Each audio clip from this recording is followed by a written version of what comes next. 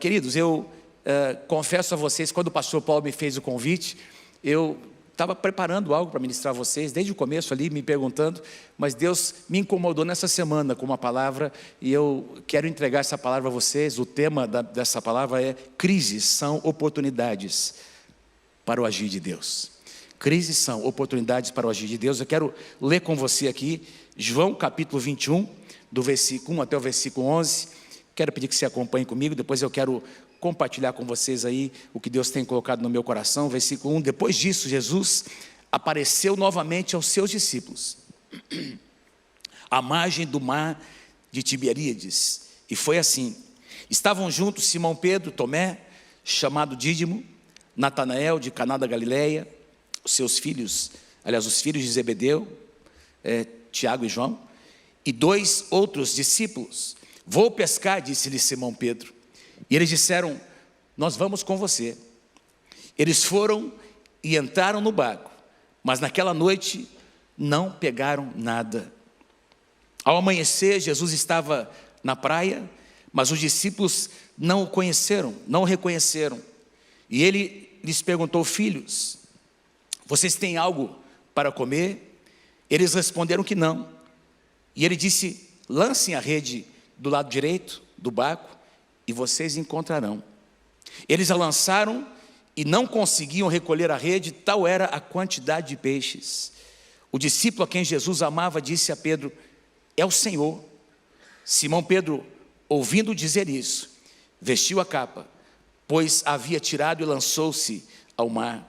E os outros discípulos vieram no barco, arrastando a rede cheia de peixes, pois estavam apenas a cerca de 90 metros da praia. Quando desembarcaram, viram ali uma fogueira, peixes sobre as brasas e um pouco de pão. E disse-lhes Jesus: tragam alguns dos peixes que acabaram de pescar. Simão Pedro entrou no barco e arrastou a rede para a praia. E ela estava cheia, tinha 153 grandes peixes. Embora houvesse tantos peixes, a rede não se rompeu. Queridos, eu quero começar nessa manhã fazendo uma pergunta para você, que você reflita comigo uma pergunta aí no seu coração, na sua trajetória ministerial, pessoal, não é? Como pai, como mãe, como marido, esposa, como ministério, não é? Como filho, na sua trajetória, e focando mais recentemente, você tem enfrentado alguma crise? Como pastor, você tem enfrentado alguma crise? Você pode se lembrar de alguma situação em que você realmente se deparou com algo que humanamente era impossível você conseguir mudar aquela situação, não é? Com as suas habilidades, com a sua força, com a sua capacidade, com a sua inteligência. Porque os discípulos de Jesus, nesse momento, estavam vivendo uma profunda crise na sua alma, no seu coração, não é? Jesus havia morrido, havia já ressuscitado, eu vou comentar sobre isso, mas eles estavam completamente perdidos, sem saber o que iria acontecer, apesar de que Jesus já havia feito algumas promessas.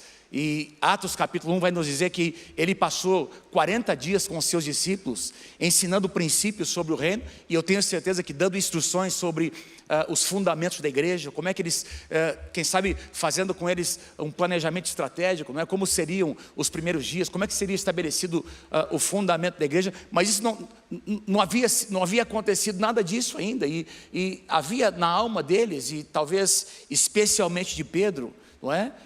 Havia uma crise pessoal acontecendo em Pedro, porque ele havia negado o Senhor Jesus 3 vezes, e eles estavam ali nesse momento de transição. E eu quero começar dizendo a vocês, nós como pastores, queridos, nós, em última análise, eu sei que Deus nos chamou para pastorear vidas, e é isso que a gente faz, não é? É isso que as pessoas esperam de nós, e é isso que as pessoas às vezes cobram de nós, não é? Que nós tenhamos respostas, sim ou não? Que nós tenhamos respostas para dar no momento em que elas nos procuram. Nós somos líderes, e como líderes, Deus tem nos dado a graça de darmos respostas sábias, mas quem já experimentou momentos em que você não tem resposta para dar? Você não tem resposta nem para você mesmo, sim ou não? Nem para os nossos próprios conflitos e perguntas que nós temos, não é?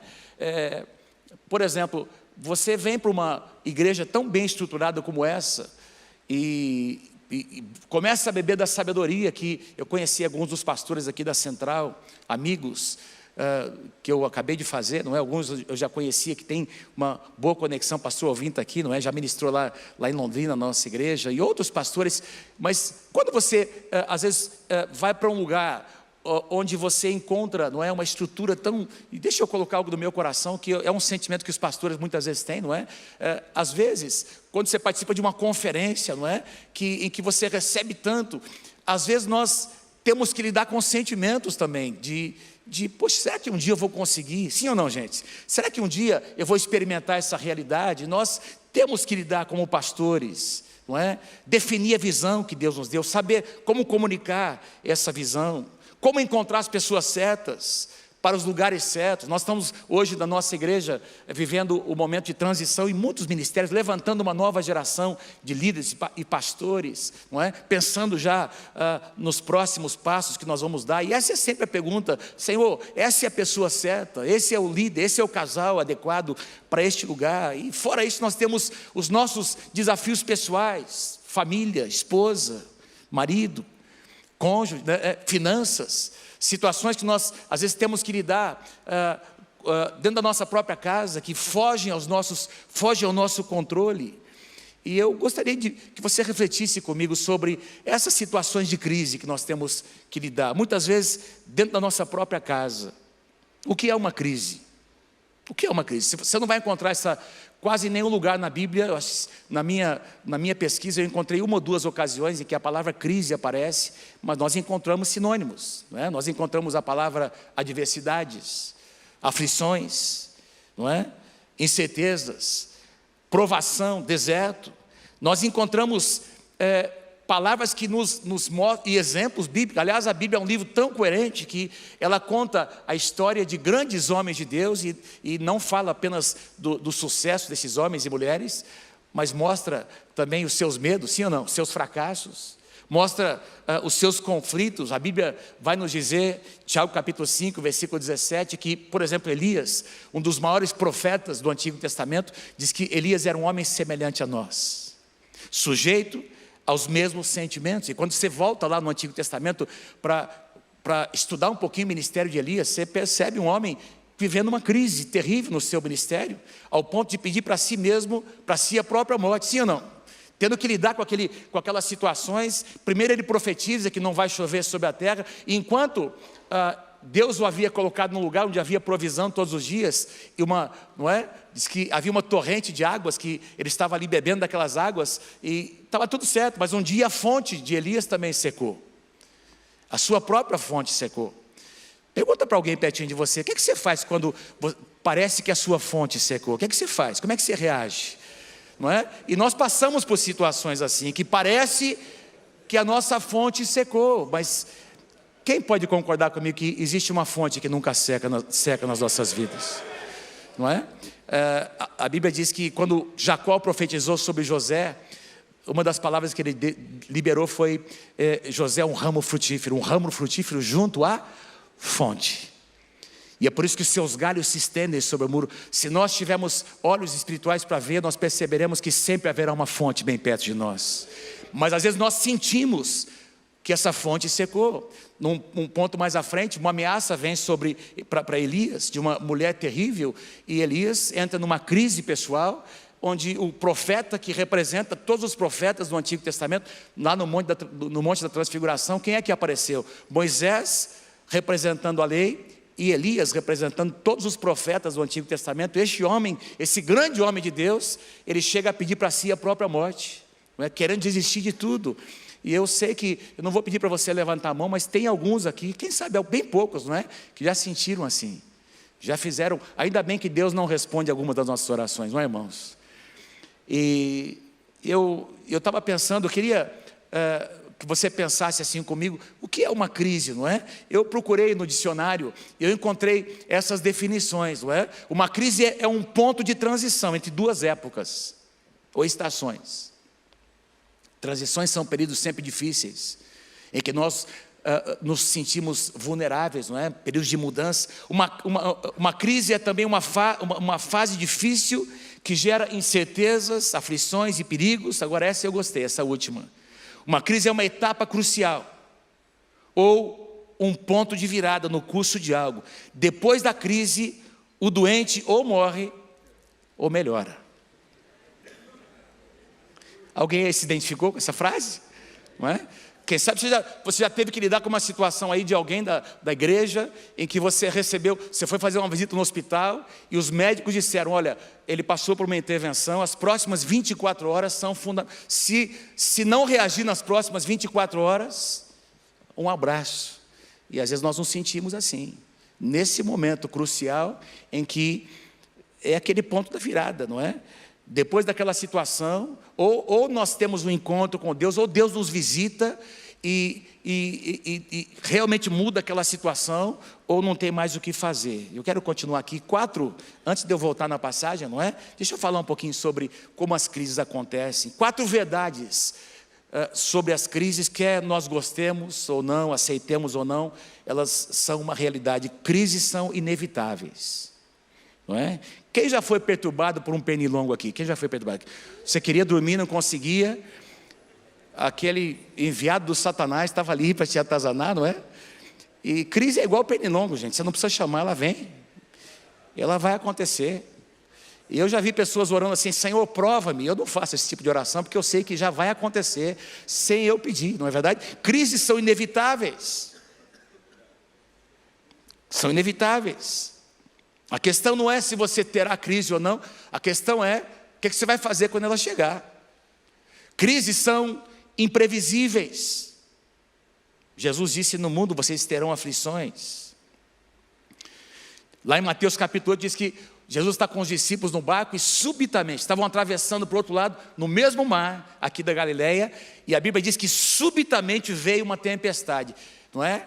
Crises acontecem assim, de repente chega uma notícia inesperado, um acontecimento, está tudo indo bem, de repente você fica sabendo de um diagnóstico que coloca uma sentença na tua vida, na tua casa, em alguém que você ama. Me lembro quando a minha esposa, a pastora Mônica, teve que passar, isso aconteceu há 6, 7 anos atrás, ela teve que passar por uma intervenção, estava ali com um cisto no ovário, e a médica disse, é melhor abrir para a gente ver, e quando ela fez essa intervenção, o material foi colhido e foi constatado um câncer.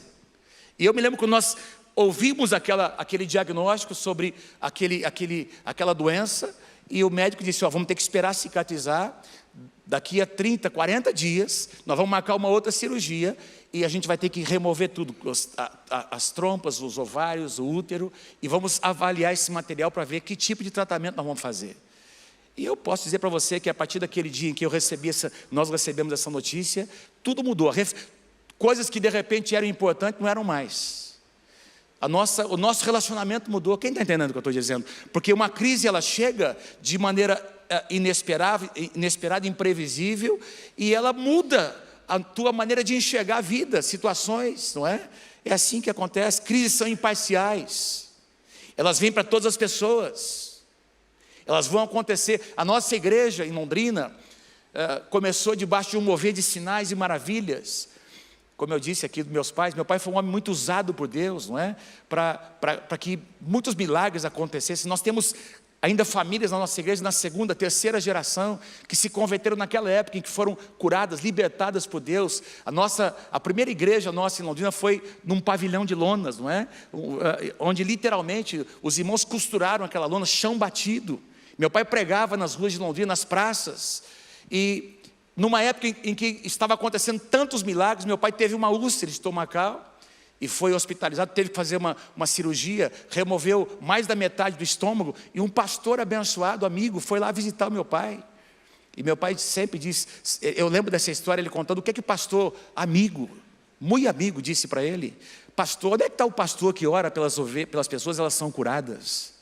Não é? Isso não é um amigo, isso é um enviado do Satanás, irmão, para desanimar. Ali meu pai no leito do hospital, e o pastor disse, mas você não é o pastor que ora e as pessoas são curadas? Por que você está vivendo essa situação? Porque crises são imparciais, basta você estar vivo, sim ou não, gente? A pandemia, quando chegou para todo mundo. Nós tivemos que redefinir, tivemos que refazer as nossas prioridades, não é?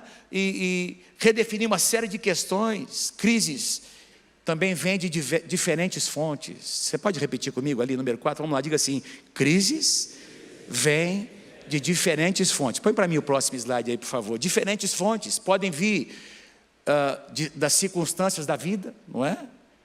Basta estarmos vivos para que essas situações aconteçam.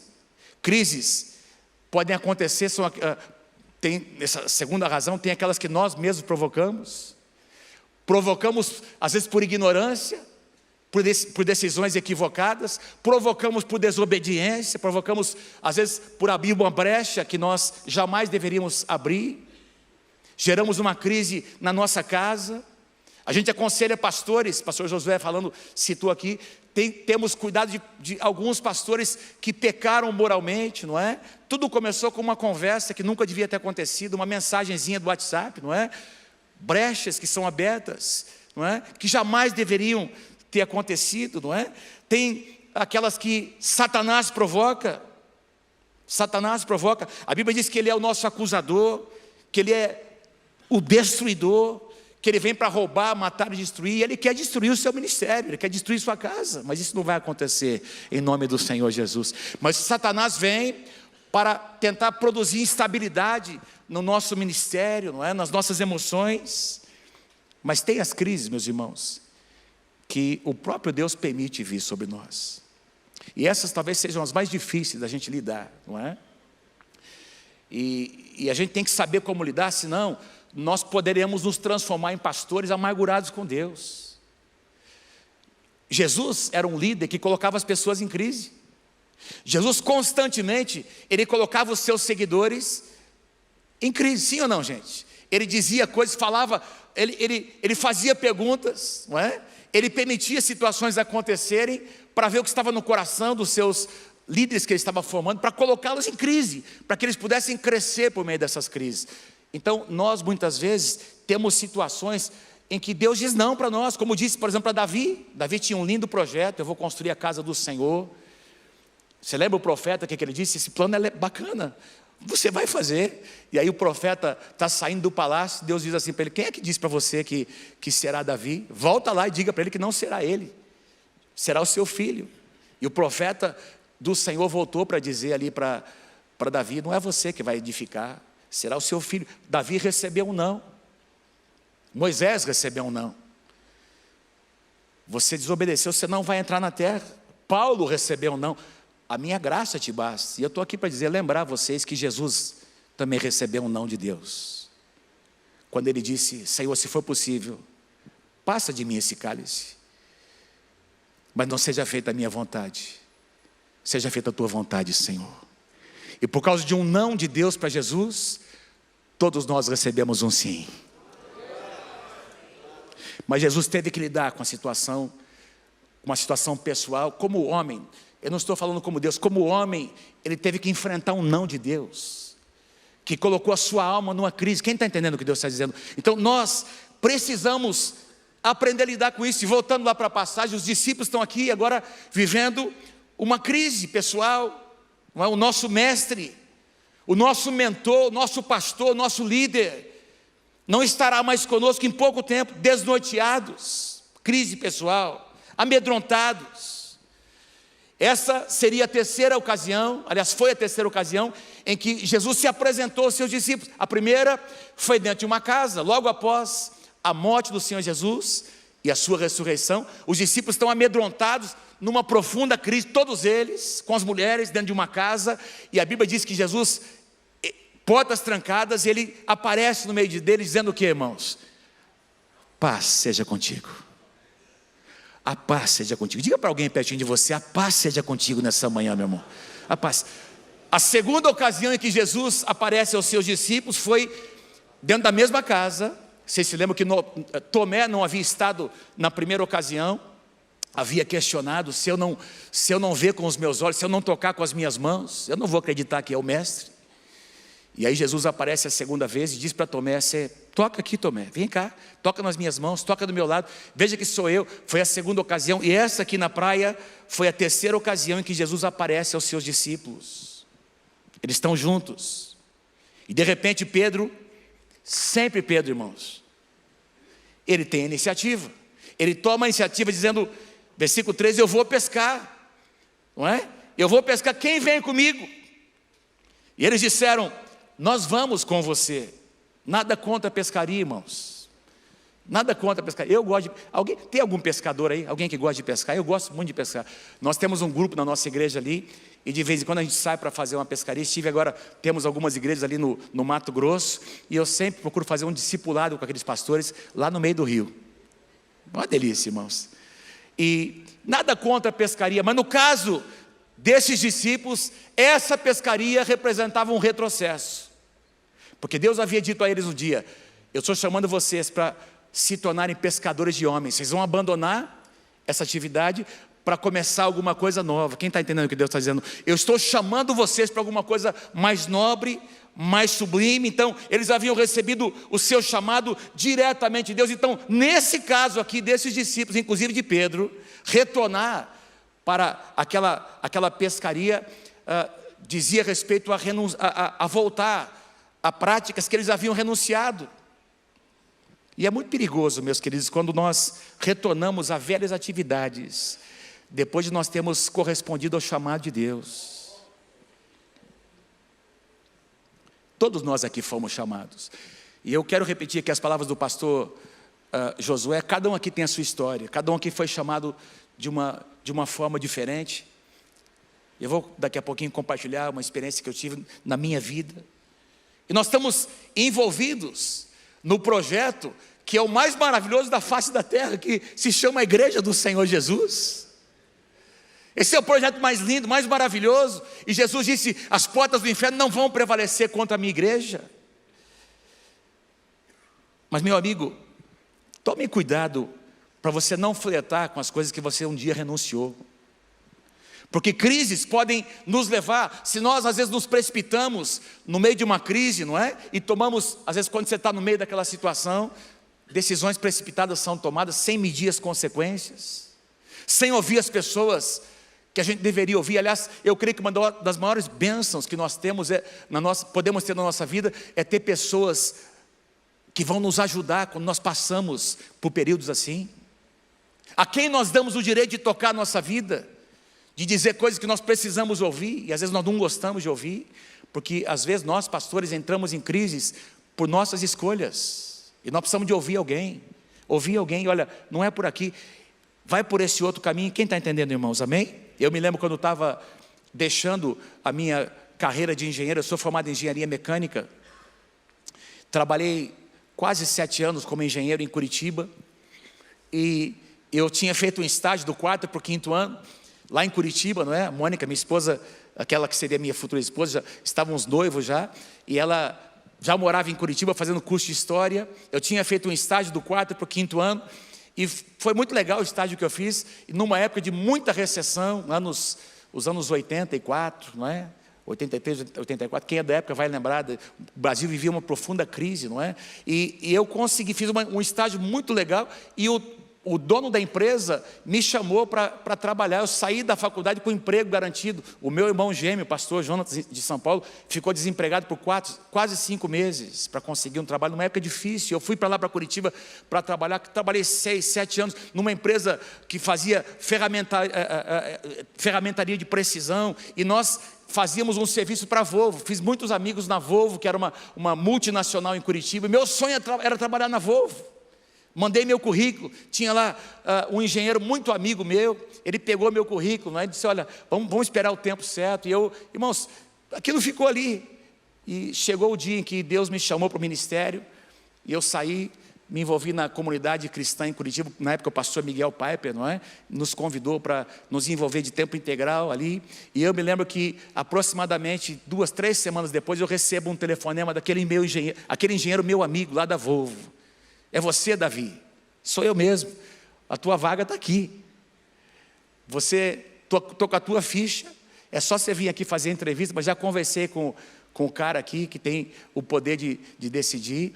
e você vai trabalhar na Volvo, que era o teu sonho. Eu falei, cara, não vai dar. Mas por que não vai dar? Porque eu estou em outra agora. Eu estou no ministério.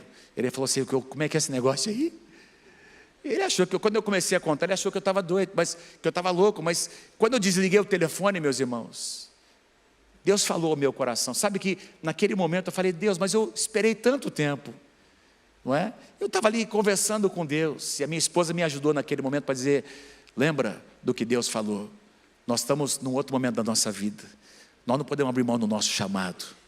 Os discípulos estavam retornando atrás, em alguma coisa que eles já haviam renunciado, não é? Versículo 3 diz, eles foram, entraram no barco, mas naquela mesma noite, nada pegaram. Parece que quando você está numa crise, nada dá certo, sim ou não? Eles são experts em pescaria, eles têm o barco, eles têm as ferramentas certas, eles são conhecedores da arte, mas quando você está vivendo uma situação assim, parece que tudo que você tenta fazer não acontece, dá certo na outra igreja. Você vai numa conferência, você recebe, você leva materiais para casa, você aprende isso e aquilo, mas parece que as coisas não funcionam dentro do teu contexto. Por quê? Porque Deus está querendo usar aquela situação para trabalhar com você e comigo. E esses homens estão ali, não é? Tentando resolver do seu jeito. Agora preste atenção em algo muito interessante que aconteceu. Eu estou sendo rápido aqui, porque o tempo está passando rapidinho aqui, não é? E eu quero avançar aqui para concluir com o que Deus colocou no meu coração. Ao amanhecer, Jesus estava na praia. Diga assim comigo, Jesus estava na praia. Fala para alguém pertinho de você, o tempo todo Jesus estava na praia. Diga assim, bem pertinho deles. Jesus estava na praia, mas os discípulos não o reconheceram. E olha que interessante, Jesus lhes perguntou, filhos, vocês têm algo para comer? E eles responderam, não temos, como se Jesus fosse uma pessoa comum. Primeira coisa que eu quero chamar a tua atenção, eles não reconheceram. Gente, era a mesma pessoa, porque Jesus com o seu corpo ressurreto, ainda era Jesus, a mesma pessoa. Eles já tinham estado com Jesus 2 vezes, alguns deles tocaram em Jesus, mas eles não conseguem reconhecer que era Jesus, não reconhecem nem a sua voz. Quem já teve essa experiência, irmãos, de você... Parece que Deus não está, parece que Deus abandonou. O que é que eu estou fazendo aqui? Quem sou eu? Para onde eu vou? E eles não reconhecem nem a voz. Diz que não reconheceram Jesus. Isso já havia, olha que interessante, acontecido em pelo menos outras 2 ocasiões. Vocês se lembram que naquele domingo em que Jesus ressuscitou, Maria Madalena, no domingo da ressurreição, ela foi lá no túmulo, levando aqueles aromas, não é? E a Bíblia diz que quando ela chega ali, a pedra está removida.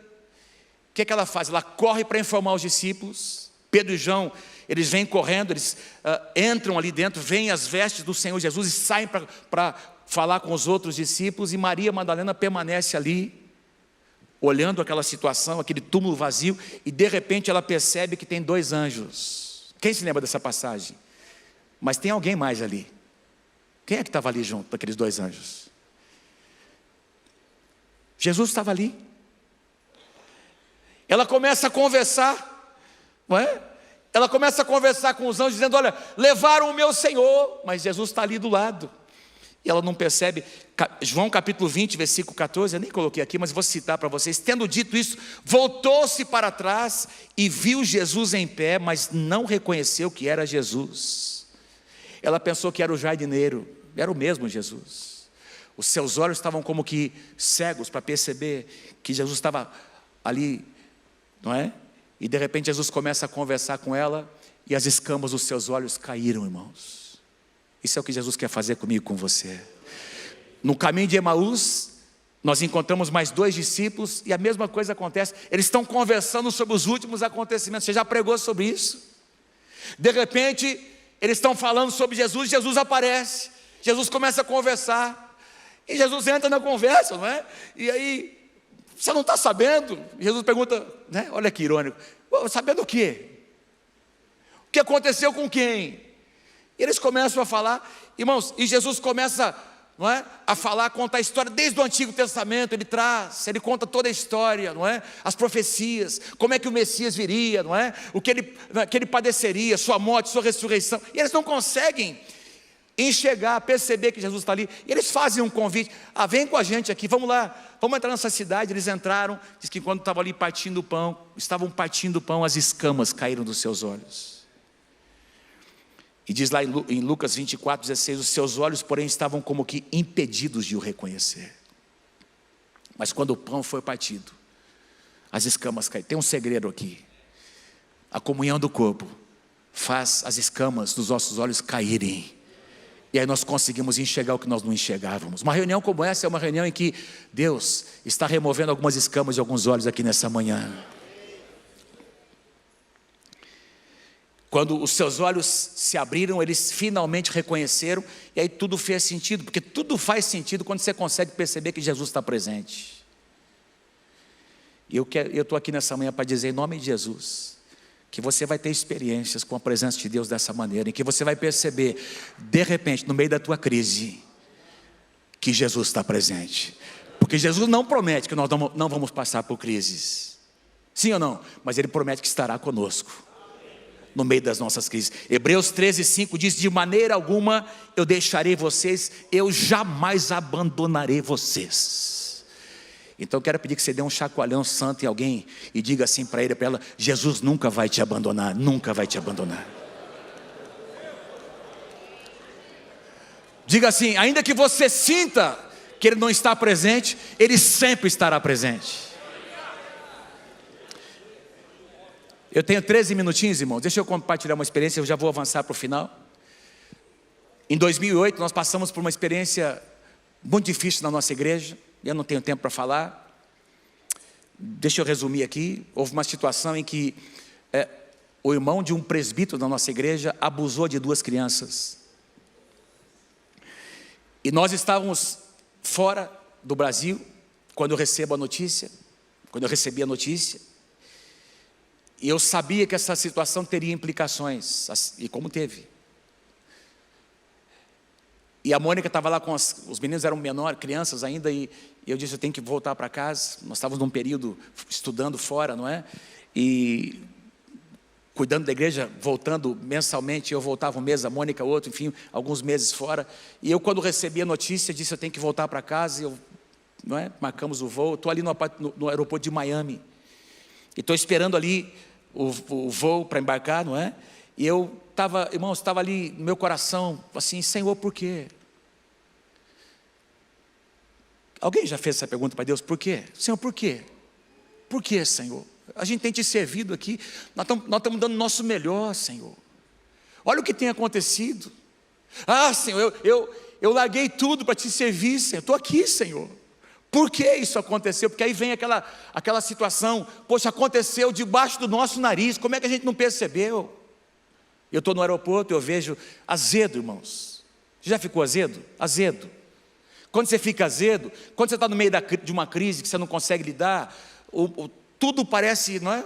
O teu linguajar muda, a maneira de você enxergar as coisas. Eu vejo esses 2 ou 3 pardais ali, dentro do aeroporto de Miami, voando para lá e para cá. Eu falei: mas que miseráveis desses passarinhos aqui dentro. Desgraçados. Entraram por alguma brecha aqui, vão morrer aqui dentro, né? Nesse aeroporto aqui, olha lá, vão, né? E voavam para lá e para cá. De repente veio um cidadão ali do meu lado com um sanduíche, sentou 2, 3 cadeiras ao lado, começou a comer aquele sanduíche, começou a sujar o chão com aquelas migalhas. Eu falei: mas que miserável desse cara, que cara pouco, né? Porque quando você está mal, tudo está ruim, né, gente? Que cara, está sujando aqui. Começou a derrubar aquelas migalhas, comeu o sanduíche, levantou, jogou o restante lá no lixo. E eu estou sentado ali, não é? Lambendo as minhas feridas, não é? O que vai acontecer? De repente eu vejo um pardalzinho vem, o segundo vem, o terceiro vem, começam a comer aquelas migalhas, e eu ouço essa voz aqui do meu ouvido dizendo: se eu cuido desse pardal, desses passarinhos que nasceram ontem e vão morrer amanhã, eu não vou cuidar da minha igreja. Essa batalha não é tua, é minha, diz o Senhor. E quando eu ouvi aquela voz, audível no meu ouvido, alguma coisa mudou aqui dentro, meus irmãos. A situação não tinha mudado ainda, mas aqui dentro mudou. Nós ainda enfrentaríamos, como tivemos que enfrentar, um dos maiores desafios que a nossa igreja enfrentou na sua história, um processo que nós tivemos que enfrentar, mas eu posso dizer para você, nós saímos do outro lado muito mais forte do que nós entramos, porque Jesus nunca nos abandonou. E naquele dia uma chave mudou no meu coração, quando Jesus disse: você pode até sentir, mas eu estou aqui para dizer para você, você pode até sentir que eu não estou presente, mas eu estou aqui para dizer para você que eu nunca vou abandonar você e a minha igreja. No meio dessa situação ali, em que eles passaram uma noite inteira tentando pescar, Jesus disse, versículo 6, lancem a rede do outro lado, do lado direito do barco, e vocês vão encontrar os peixes que vocês procuram.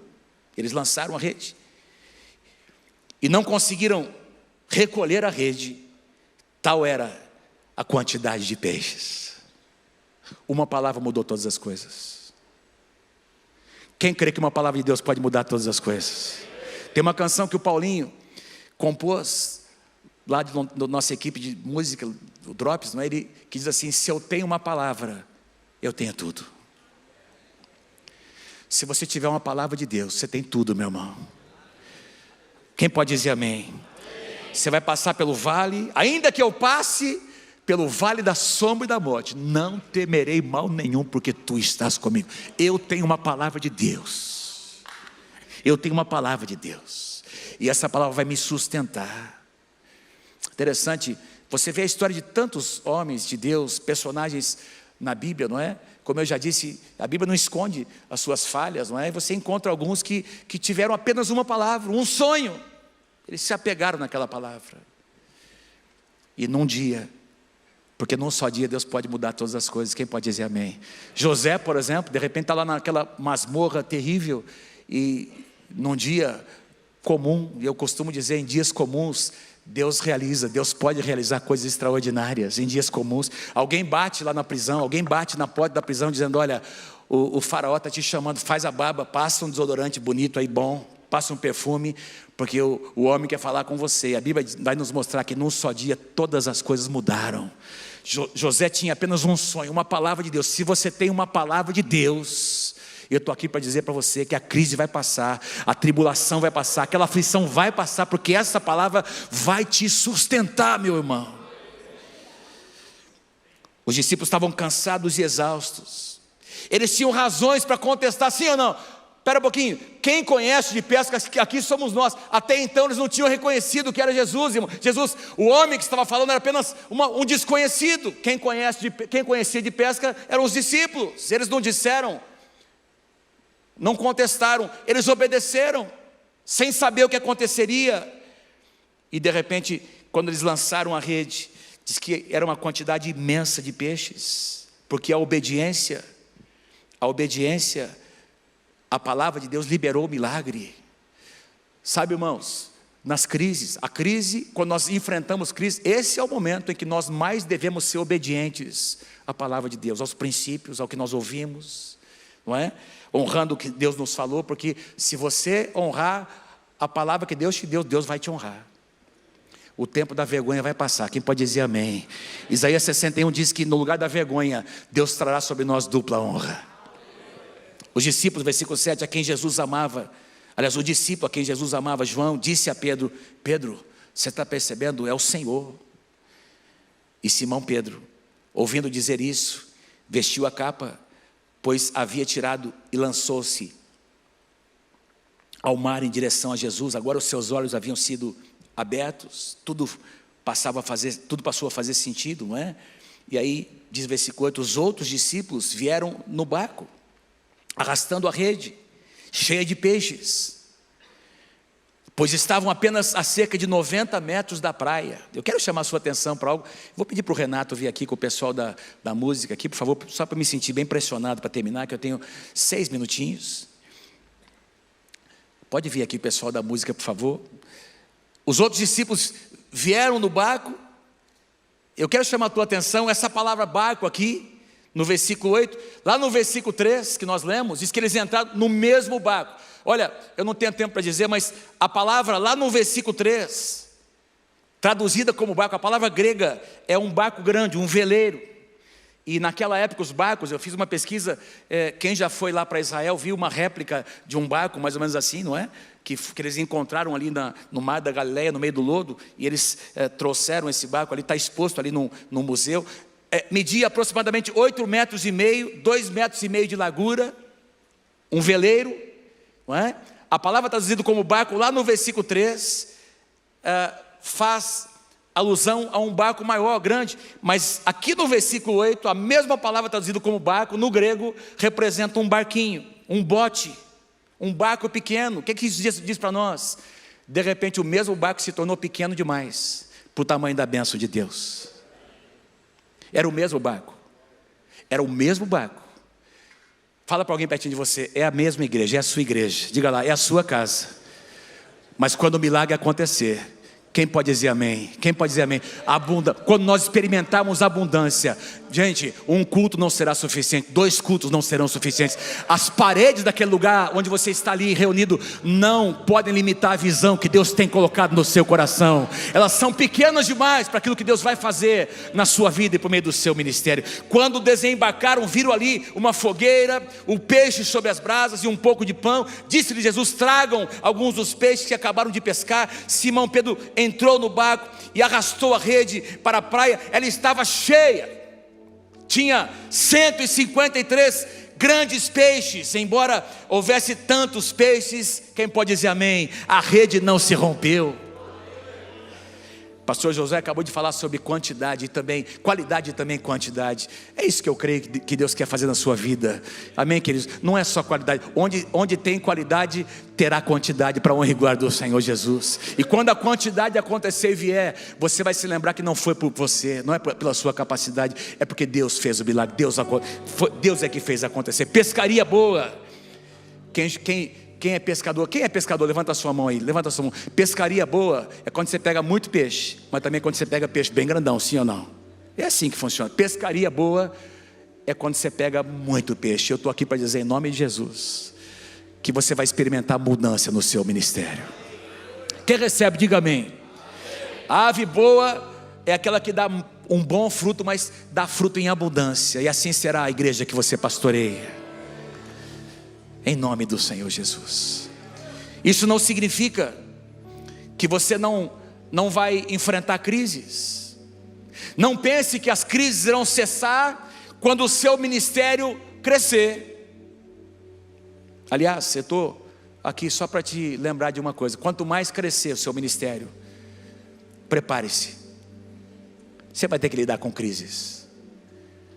A igreja de Atos começa a crescer aos milhares, sim ou não? O mesmo Pedro, depois do Pentecoste ali, numa mensagem de Pedro, quase 3 mil pessoas se convertem. E aí começa a crise, meu irmão. Logo depois, o número de homens vai para quase 5 mil, cerca de 5 mil. Imagina, estamos falando de uma igreja provavelmente de mais de 20 mil pessoas. E aí começa as situações de crise no meio da igreja. Pessoas sendo desassistidas. Porque crescimento gera, pessoas vão trazer as suas demandas, mas Deus vai dar sabedoria, em nome de Jesus. Deus não vai permitir você passar e pastorear uma igreja em que Ele não vai derramar também sabedoria suficiente sobre a tua vida, para cuidar bem daquele rebanho. Quem recebe, diga amém em nome de Jesus. Embora houvesse tantos peixes, a rede não se rompeu. Aleluia. E logo depois, se você continuar lendo, você vai perceber a cura que Pedro experimenta no seu ministério. O mesmo Pedro que havia negado Jesus 3 vezes, passou por um processo de cura em que Jesus 3 vezes pergunta a ele: Pedro, você me ama? O quanto você me ama? E ele passa ali por um período um processo de cura na sua vida, restauração. E o mais importante, que eu quero ressaltar a vocês, nunca mais se ouviu falar que aqueles discípulos voltaram a pescar, voltaram para os seus barcos, porque eles assumiram o seu chamado, se tornaram pescadores de homens. Fique em pé comigo nessa manhã, por favor. Diga assim comigo: crises são oportunidades para o agir de Deus. Você pode dizer isso para uns 2 ou 3 pastores pertinho de você: crises são oportunidades para Deus agir na tua vida, na tua casa, no teu ministério. Quem pode dar um aplauso a Jesus nessa manhã?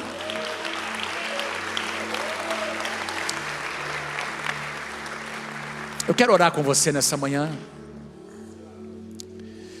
Eu quero pedir que você ore. Antes de eu fazer uma oração, eu quero pedir que você ore com alguém que está bem pertinho de você, que você dê a mão aí. Vamos dar as mãos, fechando aqui os corredores. Vamos levantar um clamor uns pelos outros nessa manhã.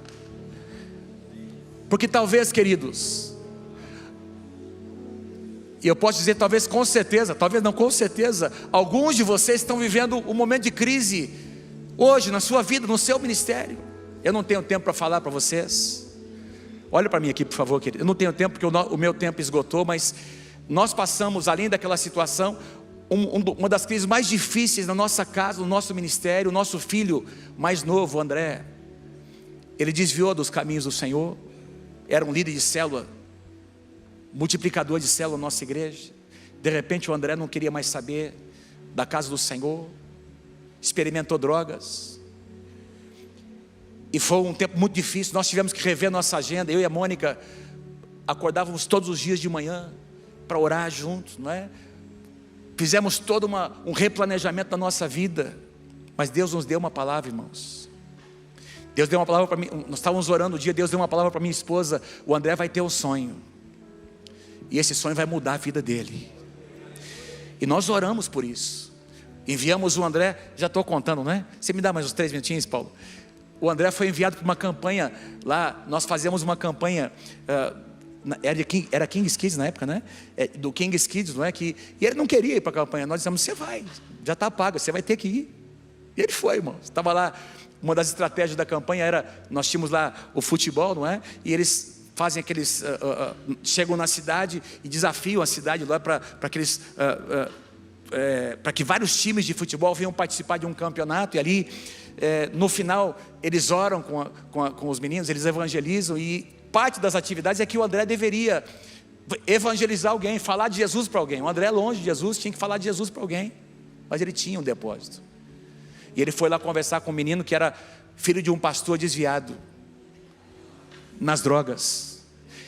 E ele começa a falar meio que sem saber o que dizer. E Deus fala assim com o André: esse aqui é você, se você não voltar para a igreja, não voltar para Deus. Para resumir a história, gente, o André teve um sonho. Ele dizia assim, eu falei para o pastor Paulo: todo mundo nessa casa é pastor, eu não quero ser pastor. Eu falei: você não tem que ser pastor. Nós não estamos preocupados se você vai ser pastor ou não. O que a gente está preocupado é com a tua experiência com Deus, não é? Onde é que você vai estar na eternidade? É com isso que a gente está preocupado. Se você vai, não é, ter uma profissão ou ser um pastor, isso não importa. Você vai exercer o seu chamado, o seu ministério, onde quer que você esteja. Mas para resumir a história, irmãos, ele teve um sonho. Estávamos numa conferência. Depois de ter tido esse sonho, ele veio num apelo. Lá, se ajoelhou, começou a chorar, pediu para o nosso pastor de jovens ir lá falar com ele. E o André sai lá de trás. Ele veio andando atrás de todo o pessoal, os jovens que estavam ali. Ele me deu um abraço e disse assim para mim: pai, obrigado porque vocês nunca desistiram de mim. A Mônica chegou, ele abraçou a Mônica e disse: obrigado porque vocês nunca desistiram de mim. Vocês nunca pararam de orar por mim. E aí ele disse: eu tive um sonho. Eu estava numa escola bíblica fazendo seminário para ser pastor.